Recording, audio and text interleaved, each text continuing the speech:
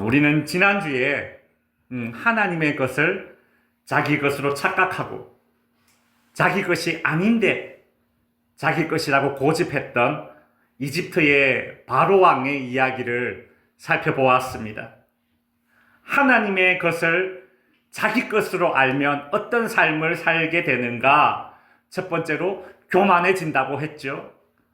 바로 왕은 하나님의 것을 자기 것으로 착각하면서 하나님이 누군데?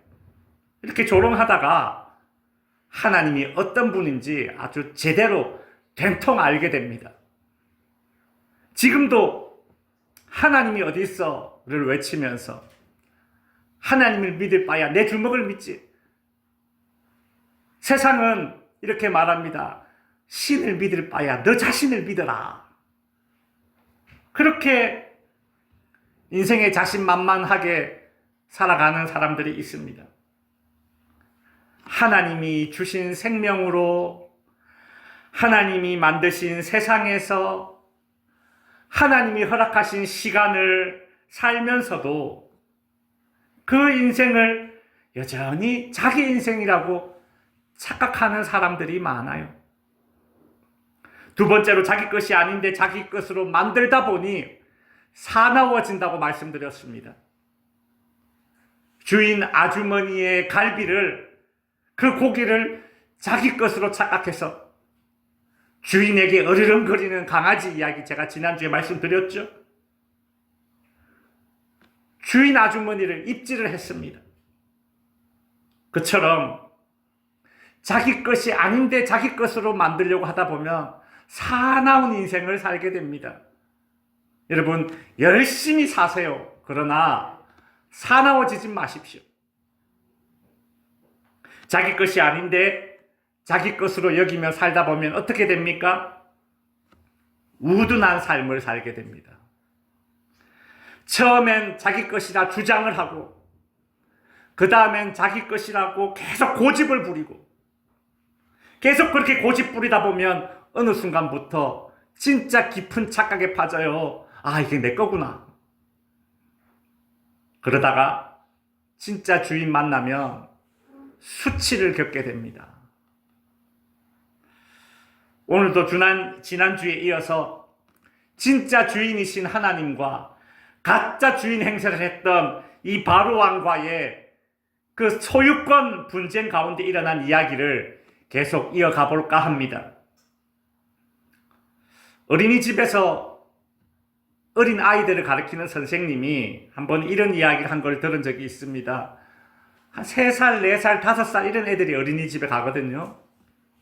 그런 애들이 모여서 놀다 보면 자주 하는 말이 내 거야, 내 거야. 그 말을 자주 해요. 그래 자유놀이 시간만 되면 어떤 장난감을 놓고 두 아이들이 싸우는 거예요. 내 거야, 내 거야. 그러면 그때 이제 어린이집 초짜 선생님은 이렇게 중재를 한답니다. 자, 이 장난감은 영희가 먼저 가지고 놀고 있었으니까 영희가 10분 가지고 놀고 그 다음에 철수가 10분 가지고 놀자. 그러면 우리 어른들 생각에는 아 그래 네가 10분 내가 10분 그러면 될 것 같은데 아이들은 이게 안 통한대요. 그때부터는 내가 먼저 가지고 놀 거야. 또 그것 때문에 싸운다라는 거예요. 결국 이 어린이집 선생님은 이 서로 소유하려고 하는 이 문제는 이게 쉽게 해결되지 않는구나 깨닫게 된답니다. 그리고 시간이 흘러서 이제 선생님으로서 경험이 쌓이면 어떤 해결책을 제시하느냐 하면 그 장난감을 둘 다 아무도 가지고 놀지 못하게 한대요. 근데 참 신기한 게 서로 자기 것이라고 떼쓰던 2명의 아이들이 둘 다 가지고 놀지 마 이러면 그때부터 그냥 평안해진답니다. 아무 일이 없다는 듯이 그냥 다른 장난감을 가지고 논대요. 여러분 이게 어린 아이지만 타락한 인간에게 남겨진 이 죄의 유전자입니다. 순서를 정해서 그렇게 서로 양보하면 2명 다 장난감을 가지고 놀 수 있는데 그걸 양보 못해서 결국 둘 다 장난감을 가지고 못하는 가지고 놀지 못하는 거예요. 손해를 보는 거죠. 그래도 그게 낫다는 겁니다. 저 녀석이 장난감을 나보다 먼저 가지고 노는 거를 보느니 둘 다 안 가지고 노는 게 낫다. 여러분, 어린 아이라서 이렇게 비이성적인 선택을 하는 게 아닙니다. 이게 어디 어린 아이들만의 문제입니까? 너 죽고 나 죽자식의 전쟁이 왜 일어나겠어요? 참 제3자의 입장에서 이렇게 보면 말도 안 되게 손해보는 일이고 비이성적인 선택들이 소유권 분쟁 시에 발생한다는 겁니다. 하나님의 것인 이스라엘 백성들을 자기 것이라며 고집부리던 이집트의 바로 왕은 하나님의 심판을 받습니다. 이집트의 바로 왕이 이스라엘 백성들을 억압하기 위해서 남자아이가 태어나면 나일강에 던져라! 이 잔인한 사건은 이집트의 나일강에 이스라엘 남자아이를 제물로 바친 사건이거든요. 결국 하나님은 이집트의 나일 강물이 피로 변하는 재앙을 내리셨습니다. 그 끔찍한 인신 제사를 심판하신 거예요. 나일강이 피로 변하면 이집트 경제에 엄청난 피해를 입습니다. 이집트는 나일강 때문에 먹고 살아요. 장난감 10분 못 가지고 노는 것과는 비교도 안 되게 말도 안 되는 손해를 이집트는 보게 됩니다. 그렇지만 바로 왕은 나일강이 피로 변해도 이스라엘 백성을 보내주지 않습니다.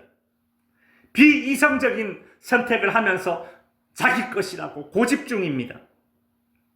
나일강이 피로 변하자 나일강에 살고 있던 그 물고기들이 다 죽어나가는데요. 그 와중에 나일강에 살고 있던 이 깨구리들은 물 밖으로 나올 수 있으니까 전부 다 이 나일강 밖으로 개구리들이 다 기어 나오는 거예요. 강물이 피로 변하니까 어떻게 살겠어요? 그러니 이집트 나일 강변에 막 온 세상이 개구리 천지가 되어버렸습니다.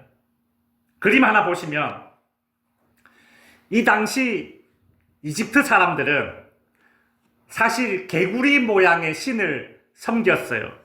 이 헤케트라는 여신입니다. 이집트 벽화나 아니면 이집트 이런 조각상들에 보면 이 개구리 모양이죠, 얼굴이. 그죠? 개구리 모양의 우상을 만들어서 이 개구리를 신으로 섬겼어요, 이집트 사람들이요. 왜냐면 이 개구리가 알을 낳잖아요. 알이 막 엄청 많은 겁니다. 개구리가 알을 놓으면 수백 개잖아요. 사람들이 그 모습을 이렇게 보고, 야, 개구리는 다산이다. 다산의 상징이요, 풍요의 상징이다. 그래서 그 개구리 모양을 본떠서 신을 만들어서 우리에게 많은 자녀들을 주시고 풍요를 허락해 주십시오. 그렇게 그 우상을 섬겼던 것이죠.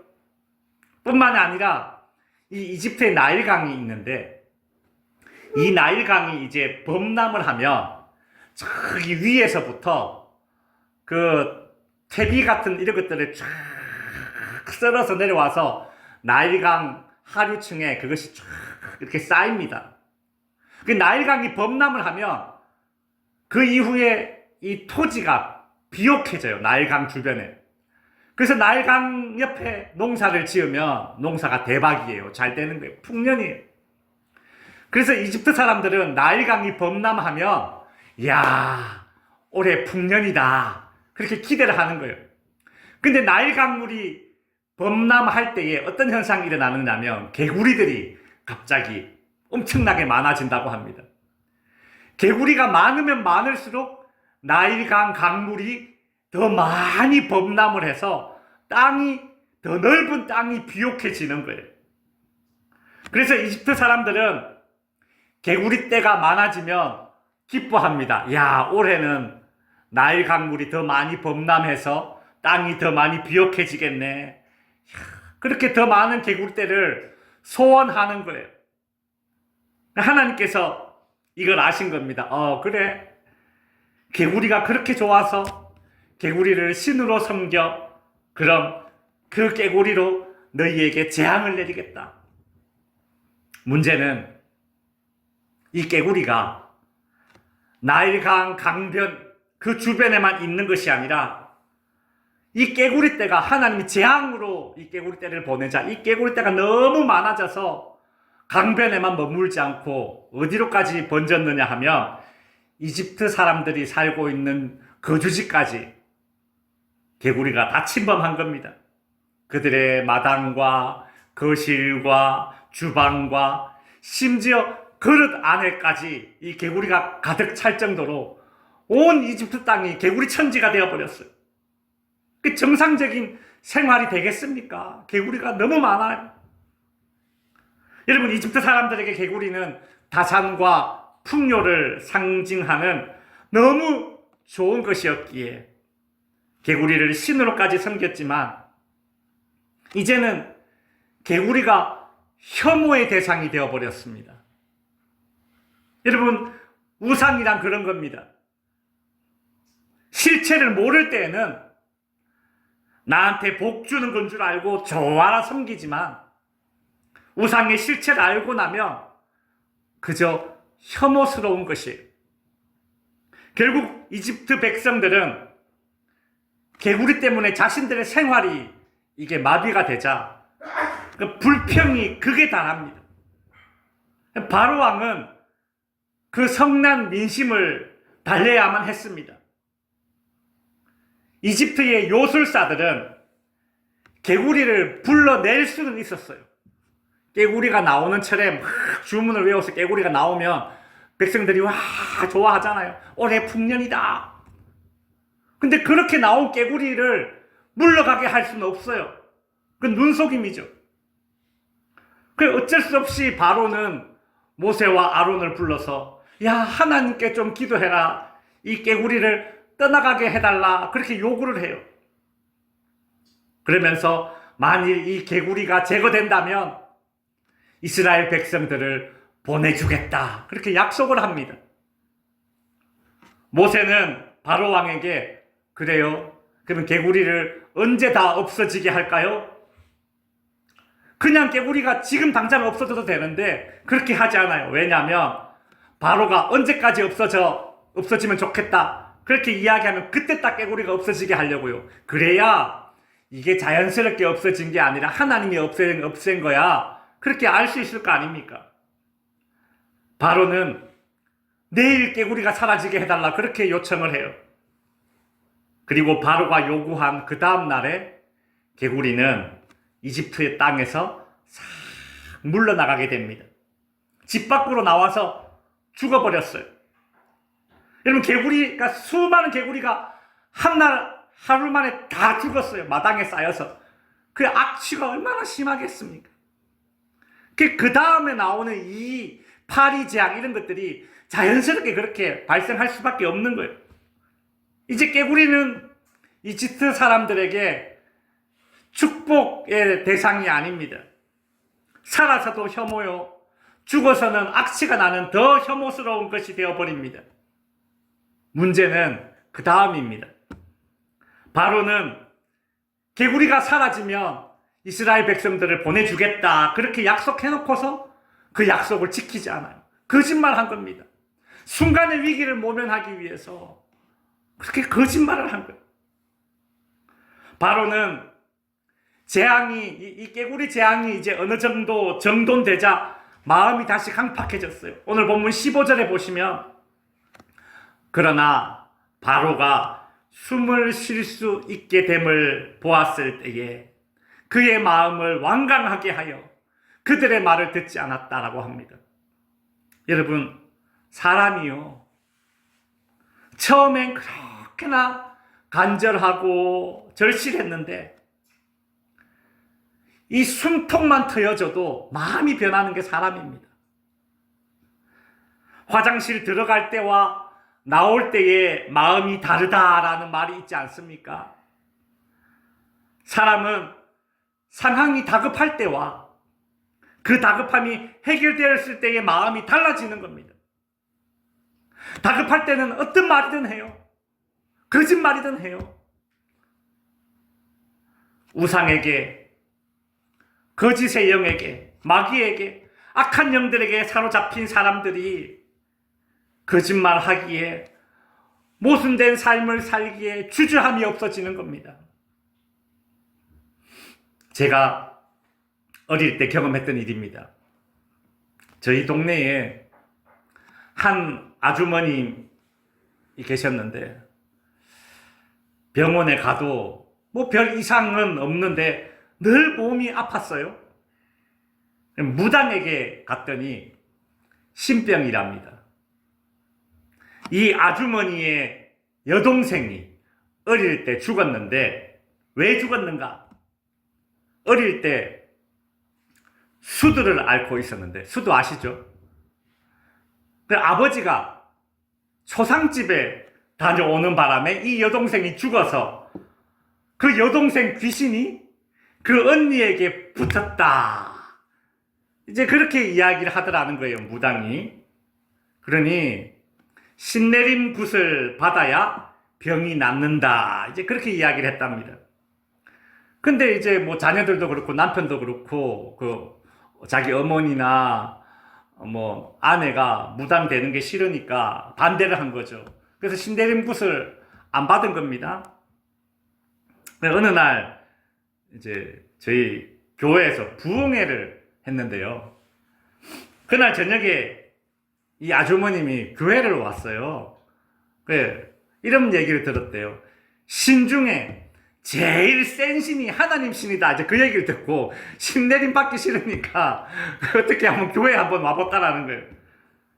이제 그날 예배를 드리고 이 부흥 강사님이 몸이 불편하신 분은 혹시 앞으로 좀 나와서 기도를 받으시라. 예전에 이제 부흥회 때 많이 그렇게 했잖아요. 그래 이제 몇몇 성도님들 나와서 이제 기도도 받고 그랬는데 이 아주머님이 기도를 받으러 앞으로 나오고 싶은데 앞으로 못 나오는 거예요. 다리가 멀쩡한 분이셨는데 그날 갑자기 다리가 이렇게 오그라붙은 거예요. 신기하죠? 앞으로 못 나오는 거예요. 그러니까 이제 남자 성도님들이 양쪽에서 번쩍 들어가지고 앞으로 이제 모시고 나왔어요. 이 아주머니를. 부흥사 목사님이 이 아주머니 이제 머리에 손을 얹고 막 기도를 했는데 갑자기 이 아주머님이 소리를 지르는데 막 3살, 4살 어린애 소리를 하는 겁니다. 뭐라고 얘기하느냐 하면 아빠! 마마! 아빠! 마마! 이러는 거예요. 아빠가 아빠가 초상집에 갔다 와서 자기가 마마병에 걸려서 죽었다. 이제 그런 이야기를 이제 한다라는 거예요. 제가 하필 그때 초등학교 한 3, 4학년 정도 됐을 건데 국민학교 3, 4학년. 그때 제가 부흥회 할 때 하필 맨 앞자리에 앉아 있었어요. 아버지 옆에. 여기 이제 그 아줌마가 막 아빠! 마마! 이러고 있는데 막 얼마나 무섭던지 그게 막 귀신이 그런다고 생각을 하니까 너무 무서운 거예요. 근데 이제 그때 이제 부흥 강사님이 이제 이렇게 말씀하시더라고요. 지금 이게 마귀 사탄이 역사하는 거다. 이 마귀가 이 아주머님한테 자기 여동생이라고 속여서 그 핏줄에 정에 연연하게 만들어서 결국 귀신을 섬기게 만들려고 무당되게 만들려고 하는 거다. 지금 이 목소리 이거는 진짜 여동생 목소리가 아니다. 이게 마귀다 이거. 그러면서 막 기도해서 나사렛 예수 이름으로 더러운 귀신아 나가! 막 이렇게 막 예전에 그 부흥회 때 축사도 많이 했죠. 이 아주머니가 이제 뻘렁 넘어졌는데 막 저 간질처럼 이렇게 거품을 질질질 흘리고 그리고 이제 한 몇 분 그래 누워 있다가 또 일어나요. 아주머니가 일어났는데 또 언제 그랬냐는 듯이 또 이렇게 막 되게 막 얼굴이 이렇게 좀 좋아졌어요. 평안해지는 걸 봤습니다. 그리고 이제 부흥회 끝나는 날까지 이 아주머니가 계속 교회를 잘 나오시더라고요. 마지막 날에 이 아주머니가 그래요. 내가 이제 뭐 이제 병도 나았고 내가 교회에 이 강대상을 자기가 하겠다고. 누가 하란 말도 안 했는데 자기가 이 강대상을 내가 이제 내가 하나님 병 고쳐줬으니까 내가 강대상을 내가 하겠다고. 아주머니 막 혼자 행복해가지고 막 그렇게 얘기를 해가지고 그랬어요. 근데 보세요. 시간이 지나고 그 아주머님이 어느 순간부터 주일날 슬슬 교회도 잘 안 나와요. 목사님을 슬슬 피하고 같은 동네 살면서 서로 빤하잖아요. 근데 교인들도 슬슬 피하는 거예요. 이 아주머니가 교인들 보면 일부러 다 피해 다니는 거예요. 얼마 후에 그 아주머니 집 대문에 대나무가 높은 대나무가 드디어 딱 세워졌습니다. 사람 마음이 그런 거예요. 지금 당장 뭐 개구리떼가 없어지면 당장이라도 이스라엘 백성들 내가 보내주겠다 했다가도 개구리떼가 죽고 심했던 악취가 사라지자 숨통이 트이자 마음이 변한 겁니다. 마음을 변한 거지만 그 마음을 변하게 만든 것이 배후에 그 조정하는 것이 마귀 사단이라는 거죠. 마태복음 12장에 보면 예수님께서 이런 말씀을 이와 비슷한 말씀을 하셨어요. 어떤 사람에게 들린 귀신이 나갔어요. 근데 나중에 이 귀신이 그 사람에게 다시 돌아왔는데 자기보다 더 악한 귀신 7을 데리고 와서 이 사람에게 들어갔다라는 거죠. 믿다가 미끄러지면 더 나빠지는 겁니다. 그러니 비우는 게 능사가 아니라 채워야 돼요. 그게 더 중요해요. 뭐로 채우느냐? 하나님의 말씀을 듣고 하나님의 말씀으로 내 안을, 내 마음을 가득 채우는 게 더 중요합니다. 하나님의 말씀으로 그리스도의 영, 성령으로 내 영혼의 그릇을 가득 채우고 성령의 인치심과 물로 세례를 받고 내 안에 다른 더러운 것들이 채워지지 않도록 해야 하는 겁니다. 신앙생활을 좀 오래 하신 분들도 마찬가지입니다. 힘든 시간에 처할 때는 하나님께 이런저런 결단 다 하고 약속하지만 하나님의 은혜 가운데 힘든 시간에서 벗어나면 그 약속과 그 결단이 흐지부지 되는 경우가 많습니다. 그러지 말아야겠습니다. 상황이 바뀌더라도 하나님과의 약속은 지켜야 되는 거죠. 그리고 힘든 시기에 결심했던 그 신앙의 결단들이 지속될 수 있도록 우리 신실한 성도가 되어야 합니다. 이제 말씀을 정리하겠습니다. 설교 준비를 하면서 제 어릴 때 생각이 났어요. 제가 어릴 때 제 친한 친구가 성규라고 하는 친구가 있었어요. 그래서 이름이 성규예요, 성규. 그래서 우리가 그 당시에 그 개그맨이 한 숭구리당당 숭당당 이러면서 성규니까 유치하게 숭규리당당 숭당당 이렇게 놀렸던 친구가 있는데 이 친구가 좀 잘 살았어요. 하루는 학교에 장난감을 가지고 왔는데 이 로봇인데 이제 이 로봇가 이렇게 팔다리 이렇게 접으면 자동차로 변해요. 야, 나 그런 거 처음 봤어요. 너무 신기한 거예요. 그래 이제 저는 이제 그 당시에 뭐 마진가 이런 거 유리로 된 플라스틱 있잖아요. 팔다리 붙어 있는 이런 거 안 움직이는 거 그런 것만 가지고 놀다가 이렇게 접히는 장난감 로봇을 처음 봤어요. 쉬는 시간 때마다 이제 짝이니까 그 옆에서 이렇게 가지고 노는데 너무 재밌는 거예요. 너무 좋은 거예요. 그래서 내가 야 이거 하루만 좀 빌려다 내 집에 가서 좀 가지고 놀자 그랬더니 승규르당당 숭당당 친구가 마음이 좋아서 또 빌려줬어요. 그래서 그걸 이제 들고 이제 집에 와서 그날 밤에 막 가지고 노는데 너무 재밌는 거예요. 이게 그 다음날 학교 갈 때에 제가 이 로봇 장난감을 일부러 가방에 안 넣었어요. 그래 이제 학교 가가지고 친구가 로봇 달라 그랬는데 내가 깜빡했네 이러면서 이제 그 다음 이제 하루 더 가지고 놀고 싶어가지고 그래 집에 왔더니 엄마가 야 이거 내 친구 거 빌렸으면 빨리빨리 갖다 줘야지 제때 갖다 주라고. 이제 그 다음날 이제 결국 갖다 줬습니다. 제가요 그 내 것이 아닌 것을 내 것처럼 좀 더 가지고 놀고 싶은 마음에 거짓말 했던 겁니다. 오늘 이 이집트의 바로 왕이 하나님의 것인 이스라엘 백성을 자기 것으로 주장하다가 개구리 재앙의 심판을 겪게 되었을 때의 상황을 우리가 살펴봤잖아요. 왜 그 개구리 재앙을 겪게 되었습니까? 하나님의 것을 내 것으로 착각하면 자연스럽게 거짓된 삶을 살게 됩니다. 성도 여러분, 거짓으로 잠시 얻게 된 것들은 그게 나에게 유익이 되는 것 같지만 그거는 개구리 떼와 같은 거예요. 거짓으로 잠시 소유하게 된 것은 복이 아니라 내 인생의 역겨운 것이 되어버립니다. 있어도 문제요, 없어도 악취인 고칫덩어리밖에 아닌 거예요.